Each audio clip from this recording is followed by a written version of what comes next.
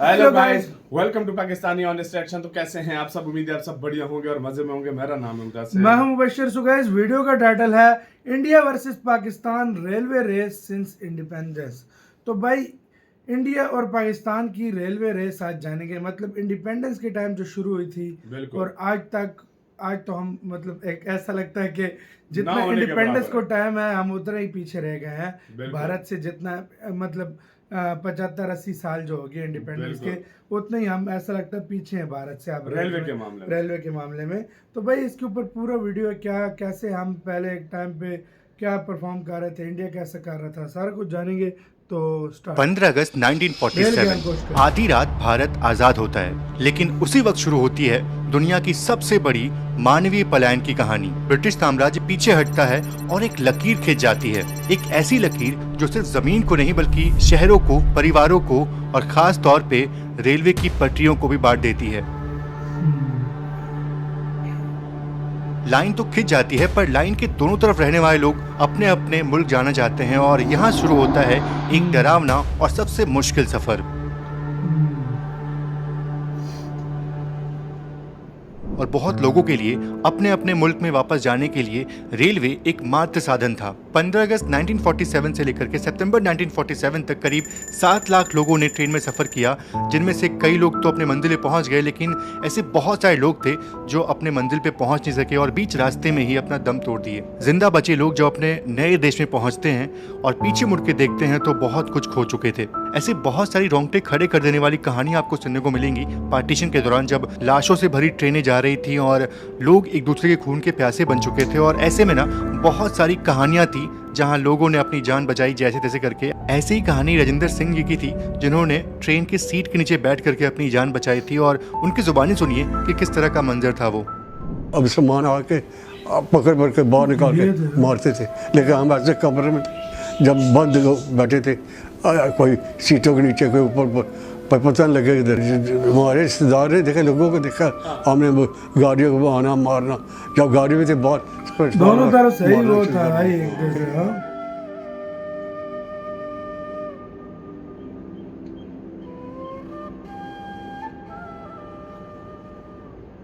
विभाजन से पहले भारतीय रेलवे दुनिया की सबसे बड़ी रेलवे प्रणाली में से एक थी, जहां की ट्रैक की लंबाई करीब 66,000 किलोमीटर थी। वही हमारे पास करीब 8,500 इंजन थे। रेलवे ब्रिटिश भारत की जीवन रेखा थी जो व्यापार, प्रशासन और लोगों को एक साथ जोड़ती थी।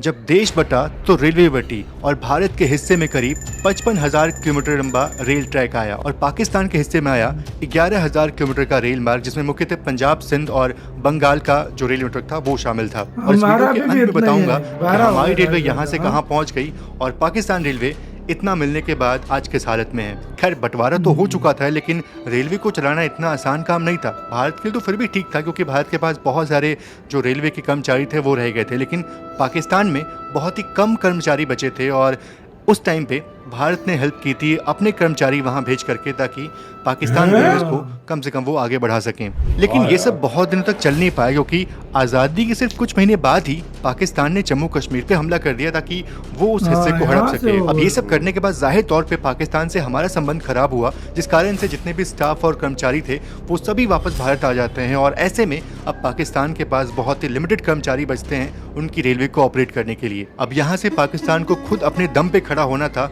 बिना किसी पर्याप्त संसाधनों के। 1951 में भारतीय रेलवे का राष्ट्रीयकरण होता है और लगभग इसी टाइम पे पाकिस्तान रेलवे का भी राष्ट्रीयकरण होता है, जहां पे उनका वेस्टर्न पाकिस्तान रेलवे और ईस्टर्न पाकिस्तान रेलवे फॉर्म होता है। तो जो आज का पाकिस्तान है वो वेस्टर्न पाकिस्तान रेलवे था, और जो उस जमाने का बांग्लादेश यानी कि पाकिस्तान का हिस्सा था, उस टाइम पे वो ईस्टर्न पाकिस्तान रेलवे था। 1954 में जब भारतीय रेलवे इलेक्ट्रिफिकेशन की तरफ बढ़ रही थी, तब उस टाइम पे पाकिस्तान रेलवे प्योर डीजल की तरफ बढ़ रही थी। वैसे अनडिवाइडेड इंडिया में हम ऑलरेडी इलेक्ट्रिफिकेशन कुछ हिस्से में कर चुके थे, जहां पे WCP-1 एक ऐसा लोकोमोटिव है जिसको हमने स्विट्जरलैंड से इंपोर्ट किया था, उसका यूज करते थे उस सेक्शन पे। और ये वही वक्त था जब भारत ने अपने खुद के लोकोमोटिव मैन्युफैक्चरिंग यूनिट की नींव रखी थी और वेस्ट बंगाल में चितरंजन लोकोमोटिव वर्क्स की शुरुआत हुई थी। इसके बाद मद्रास यानी आज के चेन्नई में इंटीग्रल कोच फैक्ट्री का शुभारंभ हुआ, जहाँ पे हम खुद का अपना कोच बनाना शुरू कर चुके थे।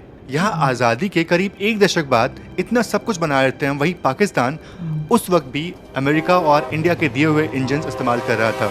भारत में 1957 में RDSO यानी कि research design and standard organisation का full जन्म रेलवे में हुआ, आगे वो जा बना रहा था और जहाँ पे हम हम कुछ और रेलवे में कुछ नई और टेक्नोलॉजी जो है वो शामिल करने लगे और अब ना हम बाहर के टेक्नोलॉजी पर निर्भर नहीं थे, यहाँ पे हम खुद की अपनी टेक्नोलॉजी जो है वो तैयार कर रहे थे। की कमी की समस्या को सुलझाने के लिए एक संस्था बहुत काम कर रही है। संस्था का नाम है अनुसंधान अभिकल्प और मानक संगठन भारतीय रेलवे। चितरंजन लोकोमोटिव वर्क्स के बनने के कुछ ही साल बाद 1961 में हमने अपना पहला इंजन वहां से निकाला जो कि WCM5 था और 1961 इसका में नाम पहला लोकमान्य इंजन रखा अपना, गया। और यहाँ पे हमने हमारी आज भारतीय तक भी रेलवे बनाया नई नई टेक्नोलॉजी ला रही है ना? थी, खुद के दम पे अपना खड़ा हो नहीं रही थी। हमारा, वहीं बाहर पाकिस्तान में से इसका लाते। ठीक उल्टा हो रहा था। वहाँ पे युद्ध के बारे में विचार किया जा रहा था, जिस कारण से 1965 में पाकिस्तान फिर से हमारे देश पे हमला करता है, जिस कारण से हमारी जो रफ्तार थी वो थोड़ी सी कम होती है, लेकिन ये रफ्तार बहुत देर तक नहीं थमी रहती है और 1969 में नई दिल्ली से कोलकाता के बीच हम देश की पहली राजधानी एक्सप्रेस चलाते हैं जो करीब 120 किलोमीटर पर आवर की रफ्तार में चली थी।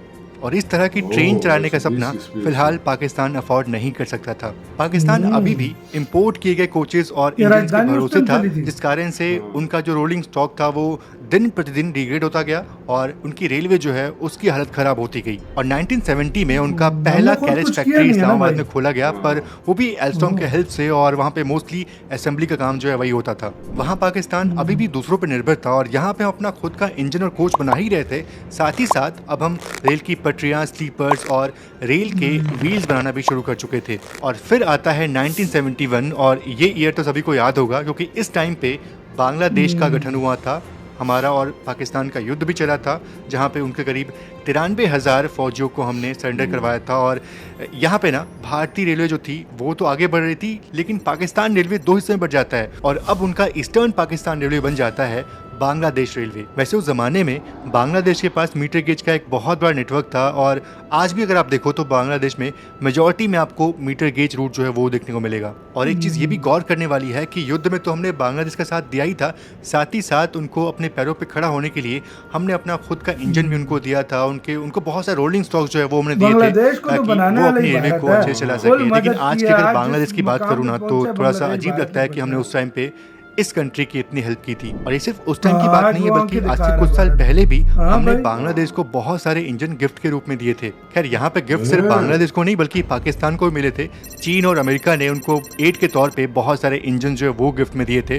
तो ये एक फर्क था कि एक देश अभी भी खैरात में मिली हुई लोकोमोटिव्स को चला रहा था और यहाँ पे अपना खुद का लोकोमोटिव जो है वो तैयार कर रहे थे। 1988 ये वो साल था जब हमने दिल्ली से झांसी के बीच में अपनी पहली शताब्दी एक्सप्रेस चलाई थी जो 140 किलोमीटर पर आवर की रफ्तार में चलती थी। और उस वक्त तक हमने मेजॉरिटी में इलेक्ट्रिफिकेशन कर दिया था, जिस कारण से बहुत सारे इलेक्ट्रिक लोकोमोटिव चला करते थे उन दिनों। यहाँ पे हमारी रेलवे इलेक्ट्रिफिकेशन का सोच रही थी, वहीं पाकिस्तान में 1993 में उसका पहला लोकोमोटिव फैक्ट्री जो है वो खुला रिसालपुर में, जहाँ पे वो खुद भी बनाता नहीं था बल्कि असेंबल जो है वो करता था एल्स्टॉम की हेल्प से। 90s के दौर में ग्लोबलाइजेशन के कारण से हमारी पूरी इकोनॉमी शिखर पे थी, वहीं पाकिस्तान रेलवे और पाकिस्तान की इकोनॉमी पटरी से उतर रही थी। 1998 में पाकिस्तान में वही जो बंटवारे वाली लाइनें बिछाई गई थी उन्हीं पे ट्रेनें चल रही थी, कोई नया रेल मार्ग जो है वो नहीं बनाया गया था। और यहाँ पे हम गेज कन्वर्जन, रेलवे के दोहरीकरण और इलेक्ट्रिफिकेशन का काम जोरों शोरों पे कर रहे थे। और ये वही वक्त था जब वेस्टर्न घाट जो कि रेलवे नेटवर्क से वंचित था, यहाँ पे हमने कोंकण रेलवे की स्थापना की। कोंकण रेलवे में पहली ट्रेन चलाई। 756 किलोमीटर इस लंबे रेल मार्ग को बनाना बहुत ही चुनौतीपूर्ण था क्योंकि यहाँ पे हमने करीब 2100 छोटे बड़े पुल बनाए और करीब 92 टनल्स का निर्माण किया। तब जाकर के कोंकण रेलवे कंप्लीट हुआ और फाइनली वेस्टर्न घाट्स में ट्रेन चलना शुरू हो गई। वाकई में हमारे भारतीय रेलवे की ये एक अद्भुत रचना थी और उस जमाने में ये सच में बहुत कठिन काम था। खैर पीछे जो कुछ भी हुआ इससे सीख लेकर के पाकिस्तान को यहाँ से आगे बढ़ना था, लेकिन यहाँ पे फिर से पाकिस्तान युद्ध के बारे में सोचता है और 1999 में करगिल वॉर छिड़ जाती है। लाहौर बस समझौता, हमने लाहौर के लिए बस चलाई थी लेकिन पाकिस्तान ने धोखा दिया और फिर से ये देश युद्ध के बाद बहुत पीछे चला जाता है। सोचो हमने 2003 में अपने टिकट की ऑनलाइन बुकिंग करनी शुरू कर दी थी, वहीं पाकिस्तान रेलवे अपने यात्रियों के लिए मोहताज होने लगा। मतलब इस कदर लोग रेलवे से पीछे हटने लगे। ये वो वक्त था जब हम WP5 और WP7 इंजन बना रहे थे जो कि बहुत ही सफल इंजन है हमारे इंडियन रेलवेज में, और साथ ही साथ अपने जो ट्रेनों का इलेक्ट्रीकरण है उसको भी शुरू कर दिया था, ताकि हमारी ट्रेनों की रफ्तार जो है वो और बढ़ाई जा सके। वहीं पाकिस्तान रेलवे अभी भी चाइना के भरोसे बैठा था और उसकी जो ट्रेनों की रफ्तार थी वो बहुत मुश्किल से 100 किलोमीटर प्रति घंटा की थी। आज हमारी रेलवेज ऑलमोस्ट 100% इलेक्ट्रिफिकेशन की तरफ बढ़ रही है। वहीं पाकिस्तान में बस कुछ हिस्सा इलेक्ट्रिफाइड था। उनका जो लाहौर से खानेवाल का सेक्शन था अराउंड 290 किलोमीटर का, सिर्फ वही इलेक्ट्रिफाइड था, लेकिन वो भी 2011 में खत्म कर दिया गया कुछ टेक्निकल इशू कारण से। वैसे चाइना ने CPEC यानी कि चाइना पाकिस्तान इकोनॉमिक कॉरिडोर के तहत उनका जो कराची से पेशावर तक का जो रेलवे मार्ग है ना, उसको थोड़ा मॉडिफाई करने का प्लान किया था, जो कि उनका मेन लाइन 1 था, और उसकी रफ्तार जो है वो अराउंड 105 से 160 किलोमीटर पर आवर की बढ़ाने की गई थी और उनका दोहरीकरण होना था। लेकिन आज तक ये जो इनका जो प्रोजेक्ट है वो शुरू हो नहीं पाया है और पता नहीं ये कब तक इनका खत्म होगा। अभी तो शुरू नहीं हुआ है, लेकिन एक चीज़ ये भी है कि जब तक शायद शुरू हो तब तक हमारे देश में पहला बुलेट ट्रेन अहमदाबाद से मुंबई तक चल जाए। इसकी रफ्तार करीब 320 किलोमीटर पर आवर की होगी। आज हमारी रेलवे में हर तरह के लोगों के लिए ट्रेन चलती है, मतलब जिन लोगों को वंदे भारत में सफ़र करना है, पैसे खर्च करके वो उसमें सफ़र करते हैं। और अभी अमृत भारत ट्रेन चलाई गई है, जो लोग ज़्यादा खर्च नहीं कर सकते लेकिन उनको प्रायोरिटी चाहिए, तो उनके लिए ये ट्रेन जो है वो बहुत ही बेस्ट है। और भविष्य में हम और अमृत भारत जैसी ट्रेन चलाने की उम्मीद जो है वो गवर्नमेंट से कर सकते हैं। वहीं पाकिस्तान में कुछ गिनी चुनी ट्रेन जैसे कि जिन्ना एक्सप्रेस हो गई, कराकोरम एक्सप्रेस हो गई और उनकी ग्रीन लाइन एक्सप्रेस हो गई, यही ट्रेनें कुछ थोड़ी सफल बोल सकते हैं, लेकिन इनका कंपैरिजन जो है वो हम अपनी ट्रेन से नहीं कर सकते। और मैंने आपको स्टार्टिंग में बताया था कि आज़ादी के वक्त हमारा रेल नेटवर्क करीब 55,000 किलोमीटर का था, जो कि अब अराउंड 68,000 किलोमीटर का हो चुका है। वहीं पाकिस्तान का जो उस समय पे करीब 7,500-8 हज़ार का था, वो अभी भी इसी पे कायम है, मतलब उनमें कोई ज़्यादा इजाफा जो है वो नहीं हो पाया है। वैसे बात तो सही है कि यहाँ पे हम पाकिस्तानी रेलवे का भारतीय रेलवे से कंपेयर नहीं कर सकते, क्योंकि पाकिस्तान कहाँ और भारत कहाँ। तो यहाँ पे अगर मैं उसके जो हम सफ़र है, जो उसका दोस्त है टर्की से अगर कंपेयर करता हूँ, तो यहाँ बिल्कुल अच्छा कंपेरिजन होगा। यहाँ पे पाकिस्तान और टर्की का जो लैंड एरिया है ना, वो ऑलमोस्ट सिमिलर है, लैंडफॉर्म एक जैसा है, मतलब नदियाँ हैं, पहाड़ हैं, लेकिन इसके बावजूद भी जो टर्की का रेल नेटवर्क है वो पाकिस्तान से करीब 10,000 किलोमीटर लंबा है। उनके पास हाई स्पीड ट्रेन है, ऑलमोस्ट सारा रूट इलेक्ट्रिफाइड है। तो यही फ़र्क है कि यहाँ पे एक देश युद्ध और बाकी अदर एक्टिविटीज़ में विलुप्त रहा और एक देश सिर्फ और सिर्फ आगे बढ़ने का सोचा। स्टार्टिंग में मैंने आपको बताया था कि आज़ादी के वक्त पाकिस्तान के हिस्से में करीब 1100 इंजन थे, लेकिन आज़ादी के बाद अगर अभी की बात करूं मैं, तो उसके पास सिर्फ और सिर्फ 500 इंजन बचे हुए हैं। वहीं हमारे पास करीब 14,000 इंजन हैं। हमारे पास डेडिकेटेड फ्रेट कॉरिडोर है, जहाँ पे मालगाड़ियों की रफ्तार अराउंड 100 किलोमीटर की होती है, और वहीं पाकिस्तान में ना कुछ पैसेंजर ट्रेन भी इस रफ्तार में नहीं चल पाती होंगी। 1947 से उनके पास भी एक कश्मीर है, जो कि हमारा ही हिस्सा था। उनका जो कश्मीर है ना, मतलब जो उनका ऑक्युपाइड कश्मीर है, वो बेसिक फैसिलिटी के लिए वहाँ पे लोग मरते हैं, और यहाँ पे हमारा जो कश्मीर है वो पूरे देश से अब कनेक्ट हो चुका है।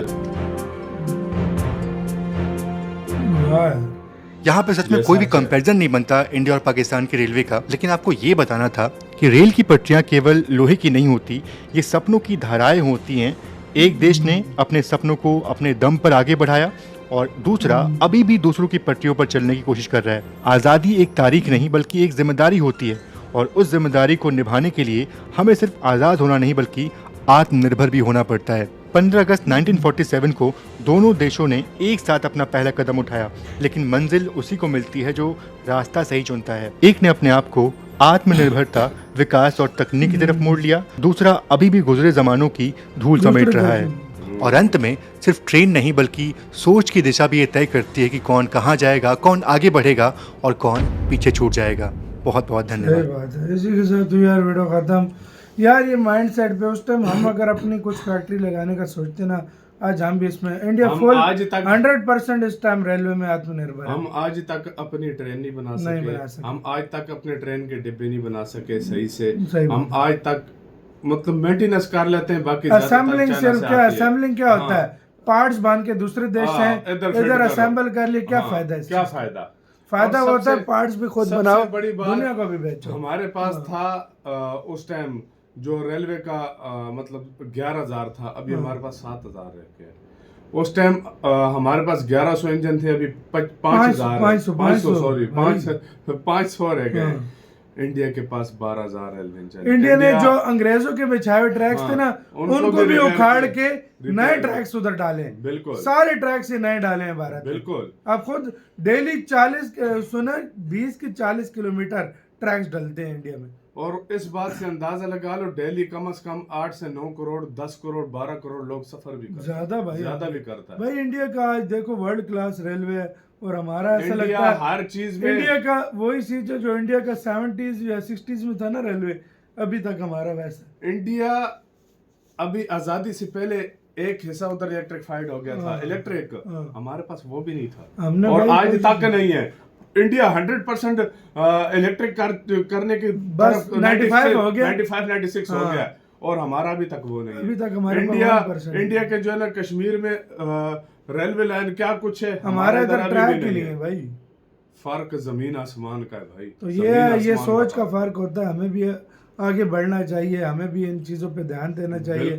अभी भी टाइम नहीं निकला, देर करो कुछ करो, लेकिन करो सही। आपका क्या राय है बताना, अपना बहुत ज्यादा ख्याल रखना। तो है।